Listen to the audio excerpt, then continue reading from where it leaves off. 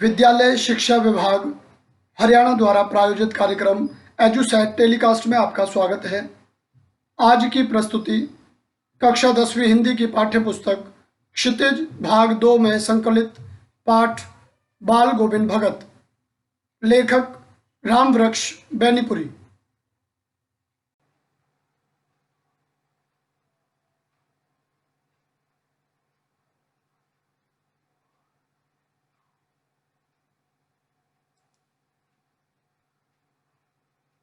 रामवृक्ष बेनीपुरी। रामवृक्ष बेनीपुरी का जन्म बिहार के मुजफ्फर जिले के बेनीपुर गांव में सन 1899 ईस्वी में हुआ। माता पिता का निधन बचपन में ही हो जाने के कारण जीवन के आरंभिक वर्ष अभावों, कठिनाइयों और संघर्षों में बीते। 10वीं तक की शिक्षा प्राप्त करने के बाद वे सन 1920 में राष्ट्रीय स्वाधीनता आंदोलन से सक्रिय रूप से जुड़ गए। कई बार जेल भी गए। उनका देहावसान सन 1968 में हुआ। 15 वर्ष की अवस्था में बेनीपुरी जी की रचनाएं पत्र पत्रिकाओं में छपने लगीं। वे बेहद प्रतिभाशाली पत्रकार थे। उन्होंने अनेक दैनिक, साप्ताहिक एवं मासिक पत्र पत्रिकाओं का संपादन किया, जिनमें तरुण भारत, किसान मित्र, बालक, युवक, योगी, जनता, जनवाणी और नई धारा उल्लेखनीय है। गद्य की विविध विधाओं में उनके लेखन को व्यापक प्रतिष्ठा मिली। उनका पूरा साहित्य बेनीपुरी रचनावली के 8 खंडों में प्रकाशित है। उनकी रचना यात्रा के महत्वपूर्ण पड़ाव हैं पतितों के देश में उपन्यास, चिता के फूल कहानी, अम्बपाली नाटक, माटी की मूर्तें रेखाचित्र, पैरों में पंख बांधकर यात्रा वृतांत, जंजीरें और दीवारें संस्मरण आदि। उनकी रचनाओं में स्वाधीनता की चेतना, मनुष्यता की चिंता और इतिहास की युगानुरूप व्याख्या है। विशिष्ट शैलीकार होने के कारण उन्हें कलम का जादूगर कहा जाता है। बाल गोविंद भगत रेखा चित्र के माध्यम से लेखक ने एक ऐसे विलक्षण चरित्र का उद्घाटन किया है जो मनुष्यता, लोक संस्कृति और सामूहिक चेतना का प्रतीक है। वेशभूषा या बाह्य अनुष्ठानों से कोई सन्यासी नहीं होता। सन्यास का आधार जीवन के मानवीय सरोकार होते हैं। बाल गोविंद भगत इसी आधार पर लेखक को सन्यासी लगते हैं। यह पाठ सामाजिक रूढ़ियों पर भी प्रहार करता है। इस रेखा चित्र की एक विशेषता यह है कि बाल गोविंद भगत के माध्यम से ग्रामीण जीवन की सजीव झांकी देखने को मिलती है। प्यारे विद्यार्थियों, आइए पढ़ते हैं बाल गोविंद भगत। बाल गोविंद भगत मंझोले कद के गोरे चिट्टे आदमी थे। 60 के ऊपर के ही होंगे। बाल पक गए थे। लंबी दाढ़ी या जटाजूट तो नहीं रखते थे, किंतु हमेशा उनका चेहरा सफ़ेद बालों से ही जगमग किए रहता। कपड़े बिल्कुल कम पहनते। कमर में एक लंगोटी मात्र और सिर में कबीर पंथियों की सी कनफटी टोपी। जब जाड़ा आता एक काली कमली ऊपर से ओढ़े रहते। मस्तक पर हमेशा चमकता हुआ रामानंदी चंदन, जो नाक के एक छोर से ही औरतों के टीके की तरह शुरू होता, गले में तुलसी की जड़ों की एक बेडोल माला बांधे रहते। ऊपर की तस्वीर से यह नहीं माना जाए कि बाल गोविंद भगत साधु थे। नहीं, बिल्कुल गृहस्थ। उनकी गृहिणी की तो मुझे याद नहीं। उनके बेटे और पतोहू को तो मैंने देखा था। थोड़ी खेती बाड़ी भी थी। एक अच्छा खासा साफ सुथरा मकान भी था। किंतु खेती बाड़ी करते, परिवार रखते भी बाल गोविंद भगत साधु थे। साधु की सब परिभाषाओं में खरे उतरने वाले। कबीर को साहब मानते थे। उन्हीं के गीतों को गाते, उन्हीं के आदेशों पर चलते, कभी झूठ नहीं बोलते, खरा व्यवहार रखते, किसी से भी दो टूक बात करने में संकोच नहीं करते, ना किसी से खामखा झगड़ा मोल लेते। तो प्यारे बच्चों, यहाँ इस गद्यांश में बाल गोविंद भगत की कुछ विशेषताएं हमारे सामने स्पष्ट हो गई हैं। चरित्र चित्रण की बात करें तो गोरे चिट्टे रंग के और मध्यम कद के व्यक्ति थे बाल गोविंद भगत। उम्र 60 के ऊपर, बाल पक गए थे यानी सफेद हो गए थे। लंबी दाढ़ी या जटा जूट, जैसे बहुत सारे साधु लंबी दाढ़ी रखते हैं, जटाएं रखते हैं, ऐसा उनके मामले में बिल्कुल नहीं था। उनका चेहरा हमेशा सफेद बालों से भरा रहता। सर पे बहुत लंबे नहीं लेकिन फिर भी अच्छे खासे बाल रहा करते। कपड़े बिल्कुल कम पहनते। कमर में एक लंगोटी जैसे ही बांध ली और सिर में कबीर पंथियों की सी कल फटी टोपी। कबीर पंथ से संबंधित जो साधु होते हैं, भगत होते हैं, उन लोगों के सिर पे जैसी टोपी होती है वैसी कल फटी टोपी वे पहना करते। सर्दियों में अवश्य एक काला कंबल अपने ऊपर ओढ़ लेते। मस्तक पर हमेशा एक रामानंदी चंदन दिखाई देता। रामानंदी चंदन, चंदन लगाने की एक ऐसी शैली है जो संत रामानंद से उनके अनुयायियों में आई। इस चंदन को नाक के एक छोर से लेकर और मस्तक के ऊपर तक लगाया जाता है, औरतों के टीके की तरह। गले में तुलसी की जड़ों की एक कुरूप भद्दी माला पहने रहते। इस तरह उनका चरित्र चित्रण बड़े अच्छे से बेनीपुरी जी ने किया है। ऊपर की तस्वीर से यह नहीं माना जाए कि बाल गोविंद भगत कोई संत थे, कोई साधु थे। वे पूरी तरह गृहस्थ थे, घर परिवार वाले थे। उनकी गृहिणी यानी धर्मपत्नी तो लेखक ने नहीं देखी, उनकी याद नहीं है, परंतु उनके बेटे और पतोहू यानी पुत्र वधू को लेखक ने देखा था। उनके पास थोड़ा बहुत खेत क्यार भी था जिसमें वे खेती किया करते, और एक अच्छा साफ सुथरा मकान भी भगत जी के पास था। किंतु खेती बाड़ी करते, परिवार रखते हुए भी बाल गोविंद भगत संत थे, साधु थे। साधु की सब विशेषताएं उनमें समाहित थीं। सब परिभाषाओं पर वे खरे उतरने वाले। कबीर को साहब मानते थे से तात्पर्य है कि उनके इष्ट कबीर दास जी थे। हमेशा कबीर के गीतों को गाते, जो कबीर की शिक्षाएं होती उन्हीं पर चलते। उनके व्यवहार में एक बड़ी विशेषता थी कि वे कभी झूठ नहीं बोलते, खरा व्यवहार करते। खरा व्यवहार से तात्पर्य क्या है? खरा व्यवहार से तात्पर्य है सच्चा व्यवहार, बिना लाग लपेट के। जो सही बात है वो दूसरे को बता देनी। अब चाहे किसी को बुरा लगे या भला लगे, इस बात का ध्यान नहीं किया करते। किसी से भी दो टूक बात करने में संकोच नहीं करते, न किसी से खामखा झगड़ा मोल लेते। ये उनकी बड़ी विशेषताओं में शामिल हैं। इसीलिए राम वृक्ष बेनीपुरी जी ये बात कहते हैं कि साधुओं की सब विशेषताएं उनमें सम्मिलित थी। किसी की चीज नहीं छूते, ना बिना पूछे व्यवहार में लाते। इस नियम को कभी कभी इतनी बारीकी तक ले जाते कि लोगों को कुतूहल होता, आश्चर्य होता। कभी वह दूसरे के खेत में शौच के लिए नहीं बैठते। वह गृहस्थ थे, लेकिन उनकी सब चीज साहब की थी। साहब से तात्पर्य कबीर दास जी से। जो कुछ खेत में पैदा होता, सिर पर लाद कर पहले उसे साहब के दरबार में ले जाते, जो उनके घर से 4 कोस दूर पर था। एक कबीर पंथी मठ से मतलब। अब यहां साहब के दरबार से तात्पर्य है एक कबीर पंथी मठ,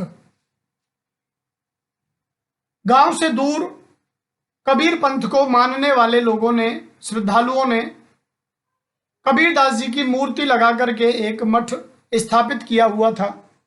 तो जो भी खेत में पैदा होता, भगत जी सिर पर लाद कर उस फसल को साहब के दरबार यानी कबीरदास जी के दरबार में ले जाते और वहां वह दरबार में भेंट रूप रख लिया जाकर प्रसाद रूप में जो उन्हें मिलता उसे घर लाते और उसी से गुजर चलाते।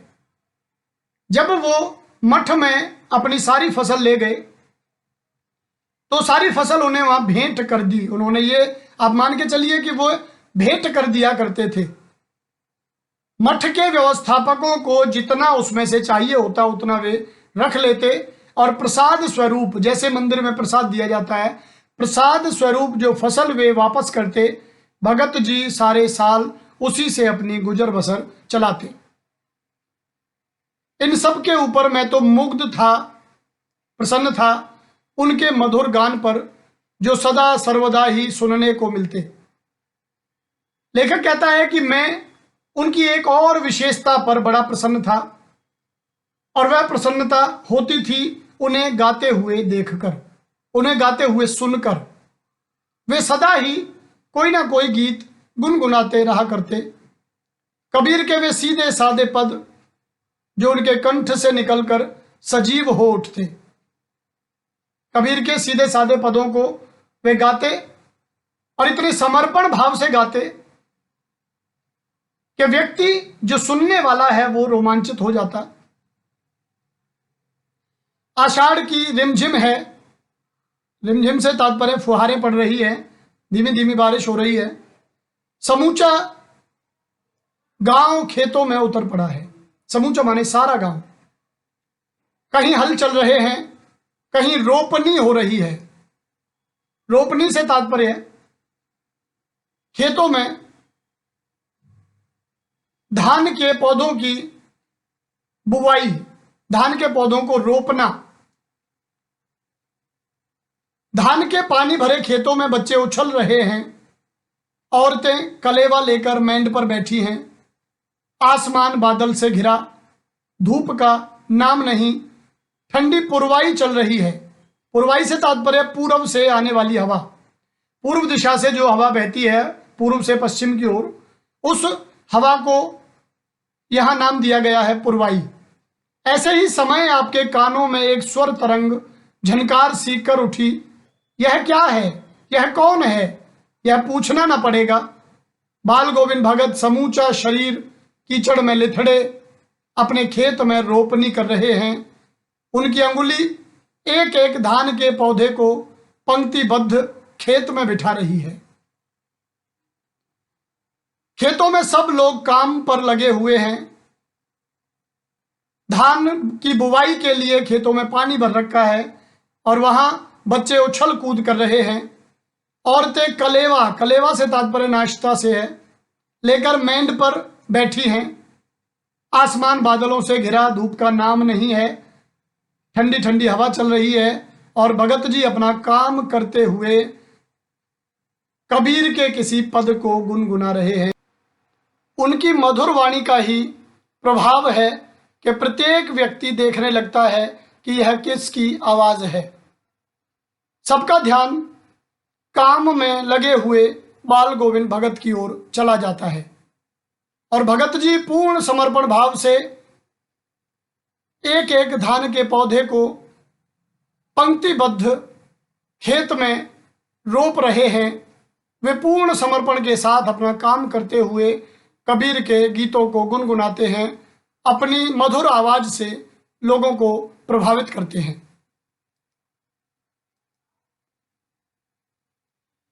उनका कंठ एक एक शब्द को संगीत के जीने पर चढ़ाकर कुछ को ऊपर स्वर्ग की ओर भेज रहा है और कुछ को इस पृथ्वी की मिट्टी पर खड़े लोगों के कानों की ओर। बच्चे खेलते हुए झूम उठते हैं। मैंड पर खड़ी औरतों के होंठ कांप उठते हैं, वे गुनगुनाने लगती हैं। हलवाहों के पैर ताल से उठने लगते हैं। रोपनी करने वालों की उंगलियां एक अजीब क्रम से चलने लगती हैं। बाल गोविंद भगत का यह संगीत है या जादू। तो प्यारे विद्यार्थियों, इस गद्यांश में भगत जी के संगीत की विशेषताएं दी गई हैं। उनके मधुर कंठ से निकला हुआ एक एक शब्द स्वर्ग का आनंद देता है। ऐसा लगता है कि कुछ स्वर स्वर्ग की ओर चले गए हैं और कुछ स्वर काम में लगे हुए लोगों तक पहुंचते हैं। बच्चे हों या बूढ़े हों, औरतें हों या कोई भी उन स्वर लहरियों से प्रभावित हुए बिना नहीं रहता। हल चलाते हुए हलवाहों के पैर ताल से उठने लगते हैं। जैसे जैसे भगत जी की ताल चलती है, गीत की रिदम चलती है, वैसे वैसे हलवाहों के हल चलाते हुए लोगों के पैरों में भी थिरकन आ जाती है। रोपनी करने वालों की अंगुलियां एक अजीब क्रम से, एक निश्चित क्रम से, व्यवस्थित क्रम से चलने लगती हैं। इसलिए लेखक कहता है कि भगत जी का यह संगीत है या जादू। भगत जी का असलियत में यह संगीत ना होकर के एक जादू का सा काम करता दिखाई देता है। भादों की वह अंधेरी अधरतिया, अधरतिया आधी रात, भादों का महीना, अभी थोड़ी ही देर पहले मूसलधार वर्षा खत्म हुई है। बहुत तेज बारिश आई थी, लेकिन कुछ समय पहले वह समाप्त हो गई है। बादलों की गरज, बिजली की तड़प में आपने कुछ नहीं सुना हो, किंतु अब झिल्ली की झनकार या दादुरों की टर टर बाल गोविंद भगत के संगीत को अपने कोलाहल में डुबो नहीं सकती। लेखक कहता है कि भादों की आधी रात है, बारिश हुई है, तो बारिश में तो भले ही भगत जी का संगीत लोगों तक ना पहुंचा हो, परंतु जैसे ही बारिश रुकी, बादलों की गरज, बिजली की तड़प रुकी, तो भगत जी का संगीत सुनाई देने लगा। झिल्ली या दादुर माने मेंढक, झिल्ली एक छोटा सा कीड़ा होता है, झींगुर। मेंढक या झींगुर की आवाज में बाल गोविंद भगत का संगीत रोकने की ताकत नहीं है। वे झिल्ली और मेंढकों की आवाज में, उनके कोलाहल माने शोर में उनकी आवाज, उनका संगीत डूब नहीं सकता।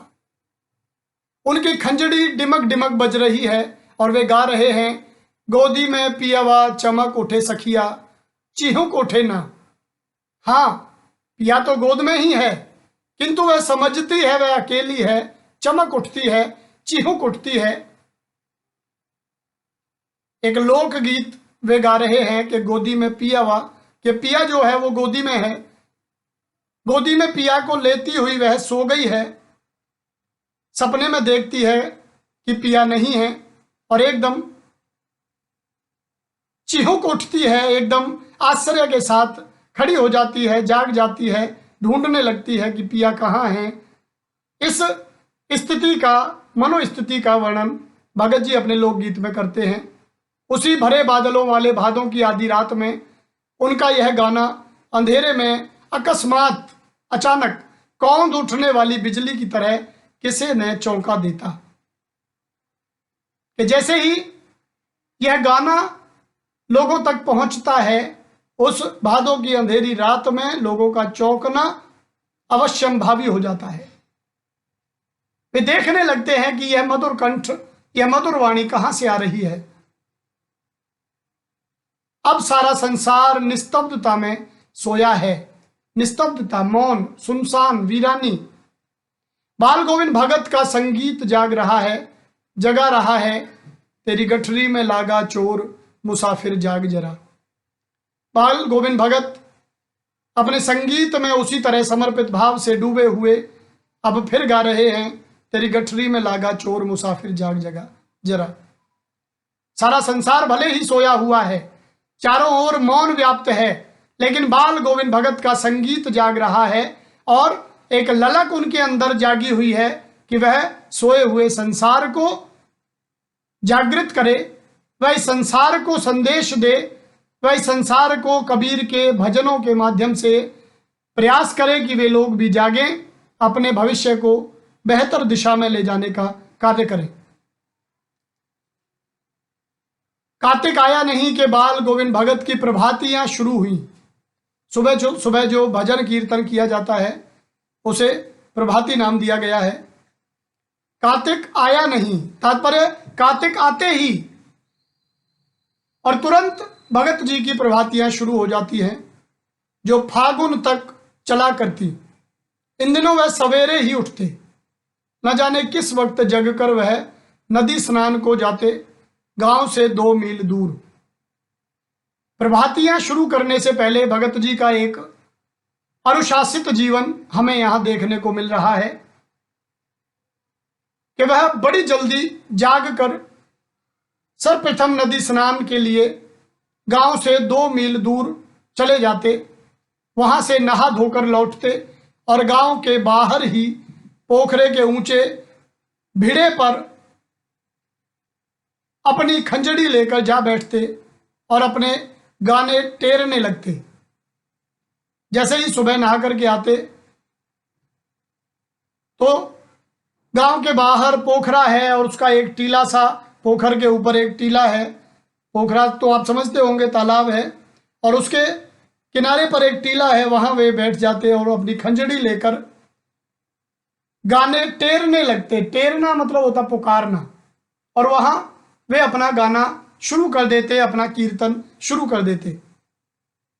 मैं शुरू से ही देर तक सोने वाला हूं, किंतु एक दिन माघ की उस दांत किटकिटाने वाली भोर में भी उनका संगीत मुझे पोखरे पर ले गया। माघ सर्दियों का एक महीना है। सर्दी बहुत ज्यादा पड़ रही थी। लेखक कहते हैं कि दांत किटकिटाने वाली सर्दी। सुबह का समय था। लेखक लेट जागने वाले हैं, देर से जागते हैं, और जैसे ही उन्हें भगत जी के संगीत की आवाज उनके कानों में पड़ी, वे उस तालाब तक चले आए। अभी आसमान के तारों के दीपक बुझे नहीं थे। तात्पर्य कि अभी पूरी तरह से दिन नहीं निकला था। हाँ, पूरब में लोही लग गई थी। पूरब दिशा में लोही लालिमा आने लगी थी, जिसकी लालिमा को शुक्र तारा और बढ़ा रहा था। पूर्व दिशा में वातावरण लाल लाल दिखने लगा था। शुक्र तारा भी वहां दिखाई दे रहा था। खेत, बगीचा, घर, सब पर कुहासा छा रहा था, कोहरा। सारा वातावरण अजीब रहस्य से आवृत, ढका हुआ मालूम पड़ता था।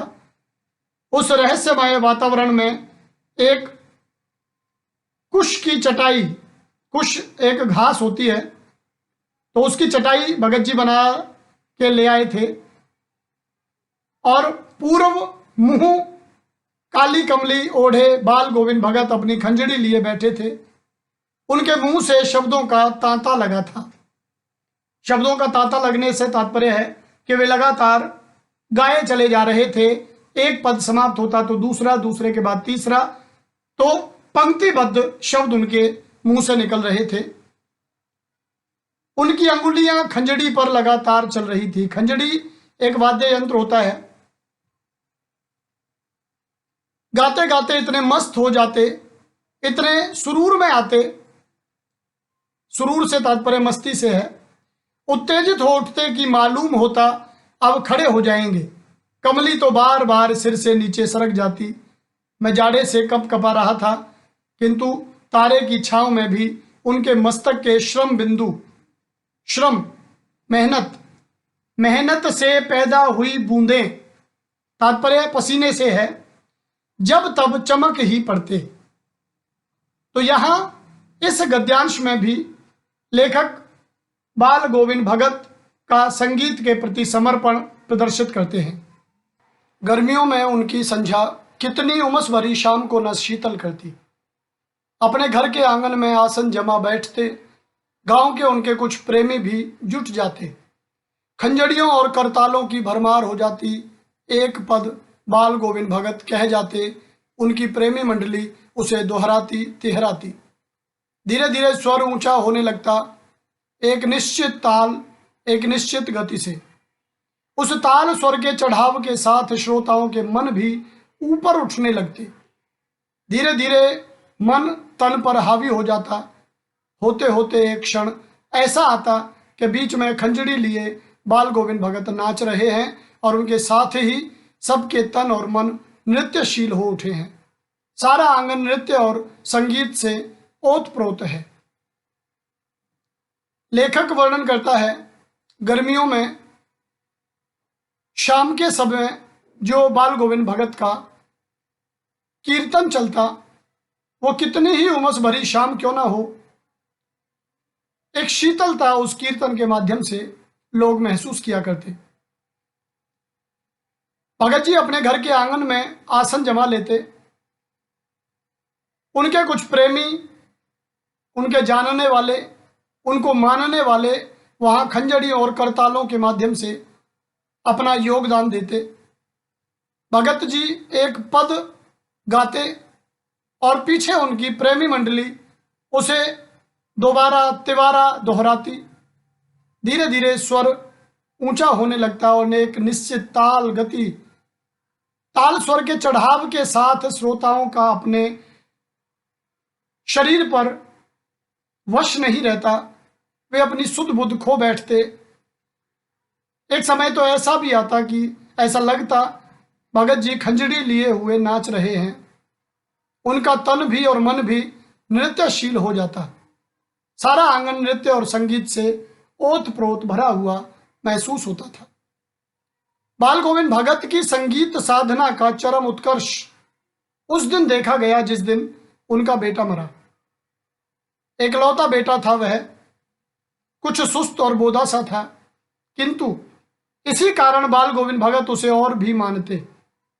उनकी समझ में ऐसे आदमियों पर ही ज्यादा नजर रखनी चाहिए या प्यार करना चाहिए, क्योंकि ये निगरानी और मोहब्बत के ज्यादा हकदार होते हैं। राम वृक्ष बैनीपुरी जी भगत जी की एक और विशेषता का यहाँ वर्णन करते हैं। वे कहते हैं कि जिस दिन भगत जी का बेटा मरा, भगत जी की संगीत साधना का उस दिन चरम उत्कर्ष था। चरम से तात्पर्य अधिक, अत्यंत, अति। उत्कर्ष माने उन्नति। उनकी संगीत साधना उस दिन उन्नति पर थी, अत्यंत उन्नति पर थी। एकलौता बेटा था वह, कुछ सुस्त और बोधा भी था। बोधा माने कमजोर, बोधा से तात्पर्य कमजोर। और इसी कारण भगत जी उस पर विशेष ध्यान भी रखते थे। उनका यह मानना था कि जो लोग कमजोर हैं उन लोगों पर हमें ज्यादा ध्यान देने की आवश्यकता है, उन्हें ज्यादा प्रेम, लगाव, स्नेह करने की आवश्यकता है। बड़ी साध से उसकी शादी कराई थी। पतोहू, पुत्रवधू बड़ी ही सुभग और सुशील मिली थी। पुत्रवधू अच्छे भाग्य वाली और अच्छे व्यवहार वाली थी। घर की पूरी प्रबंधिका बनकर भगत को बहुत कुछ दुनियादारी से निवृत्त कर दिया था, मुक्त कर दिया था। उनका बेटा बीमार है, इसकी खबर रखने की लोगों को कहाँ फुर्सत, किंतु मौत तो अपनी ओर सबका ध्यान खींच कर ही रहती है। हमने सुना बाल गोविंद भगत का बेटा मर गया। कुतूहलवश जिज्ञासा कि आखिर ऐसा हुआ क्यों, उनके घर गया, देखकर दंग रह गया। बेटे को आंगन में एक चटाई पर लिटाकर एक सफेद कपड़े से ढांक रखा है। वह कुछ फूल तो हमेशा ही रोपते रहते, उन फूलों में से कुछ तोड़कर उस पर बिखरा दिए हैं। फूल और तुलसी दल भी, तुलसी दल से तात्पर्य तुलसी के पत्ते। सिरहाने एक चिराग जला रखा है और उसके सामने जमीन पर ही आसन जमाए गीत गाए चले जा रहे हैं। वही पुराना स्वर, वही पुरानी तल्लीनता। घर में पतोहू रो रही है, जिसे गांव की स्त्रियां चुप कराने की कोशिश कर रही हैं, किंतु बाल गोविंद भगत गाए जा रहे हैं। हाँ, गाते गाते कभी कभी पतोहू के नजदीक भी जाते और उसे रोने के बदले उत्सव मनाने को कहते। आत्मा परमात्मा के पास चली गई। विरहिणी अपने प्रेमी से जा मिली। भला इससे बढ़कर आनंद की कौन बात। मैं कभी कभी सोचता यह पागल तो नहीं हो गए, किंतु नहीं, वह जो कुछ कह रहे थे उसमें उनका विश्वास बोल रहा था, वह चरम विश्वास जो हमेशा ही मृत्यु पर विजयी होता आया है। जब भगत जी के पुत्र का देहांत हुआ, भगत जी ने आंगन में उसका शव रखा और उस पर सफेद चादर डाल के कुछ फूल और तुलसी दल डाल दिए और अपनी खंजड़ी लेकर वही कबीर के पदों को गाने में व्यस्त हो गए।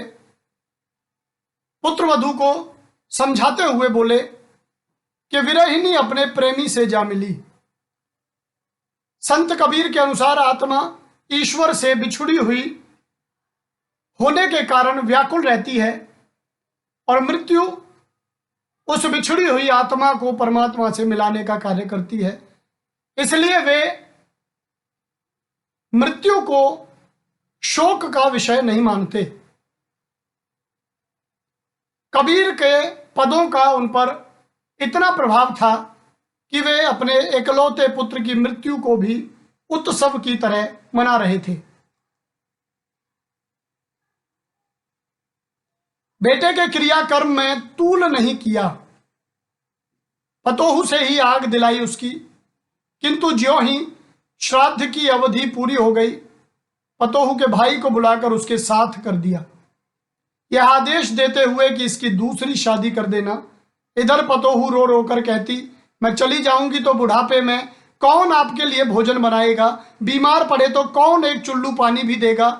मैं पैर पड़ती हूं, मुझे अपने चरणों से अलग नहीं कीजिए। लेकिन भगत का निर्णय अटल था, तू जा, नहीं तो मैं ही इस घर को छोड़कर चल दूंगा। यह थी उनकी आखिरी दलील, तर्क, और इस तर्क के आगे बेचारी की क्या चलती। बाल गोविंद भगत की मौत उन्हीं के अनुरूप हुई। वह हर वर्ष गंगा स्नान करने जाते। स्नान पर उतनी आस्था नहीं रखते जितना संत समागम और लोक दर्शन पर।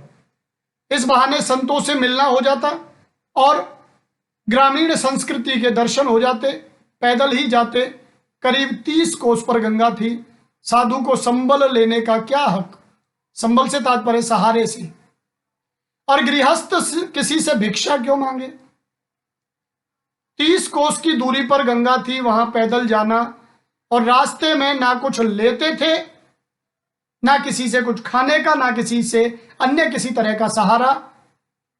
वे मानते थे साधु को तो संबल लेने का अधिकार नहीं, और गृहस्थ है तो वह भिक्षा मांगने का हकदार नहीं है। अतः घर से खाकर चलते तो फिर घर पर ही लौटकर खाते। रास्ते भर खंजड़ी बजाते गाते, जहां प्यास लगती पानी पी लेते। 4-5 दिन आने जाने में लगते, किंतु इस लंबे उपवास में भी वही मस्ती। अब बुढ़ापा आ गया था, किंतु टेक वही जवानी वाली। टेक से तात्पर्य जिद से। इस बार लौटे तो तबीयत कुछ सुस्त थी। खाने पीने के बाद भी तबीयत नहीं सुधरी।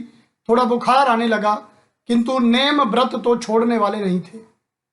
वही दोनों जून, गीत, स्नान, ध्यान, खेती बाड़ी देखना। जून से तात्पर्य दोनों समय। दिन दिन छीजने लगे, कमजोर होने लगे। लोगों ने नहाने धोने से मना किया, आराम करने को कहा, किंतु हंसकर टाल देते रहे। उस दिन भी संध्या में गीत गाए, किंतु मालूम होता जैसे तागा टूट गया हो। माला का एक एक दाना बिखरा हुआ। भोर में लोगों ने गीत नहीं सुना। जाकर देखा तो बाल गोविंद भगत नहीं रहे, सिर्फ उनका पंजर पड़ा है। पंजर से तात्पर्य कंकाल से। तो प्यारे साथियों, इस तरह बाल गोविंद भगत का जीवन चरित्र राम वृक्ष बैनीपुरी जी हमारे सम्मुख बड़े प्रभावशाली ढंग से रखते हैं। भगत जी के अपने नियम, अपने सिद्धांत, साहब का संदेश, उनका आदेश उनके लिए सर्वोपरि रहता। कितनी ही सारी विशेषताएं अपने अंदर समाये एक साधु और गृहस्थ के संतुलित जीवन को व्यतीत करते हुए भगत जी हमें बड़ा प्रभावित करते हैं। प्यारे विद्यार्थियों, बाल गोविंद भगत रेखा चित्र हम पूरा पढ़ चुके हैं। रामवृक्ष बैनीपुरी जी ने बाल गोविंद भगत के चरित्र की समस्त विशेषताओं को हमारे सम्मुख प्रभावशाली तरीके से प्रस्तुत किया है। अब निम्नलिखित बिंदुओं पर अपने शब्दों में आप अपने विचार प्रस्तुत करें। भगत जी का चरित्र चित्रण, उनके संगीत का प्रभाव, कबीर दास के प्रति उनकी भक्ति भावना, उनके द्वारा पुत्र की मृत्यु को उत्सव की तरह मनाना। इन 4 बिंदुओं पर आप अपने शब्दों में अपनी नोटबुक पर अपने विचार प्रस्तुत करें। धन्यवाद।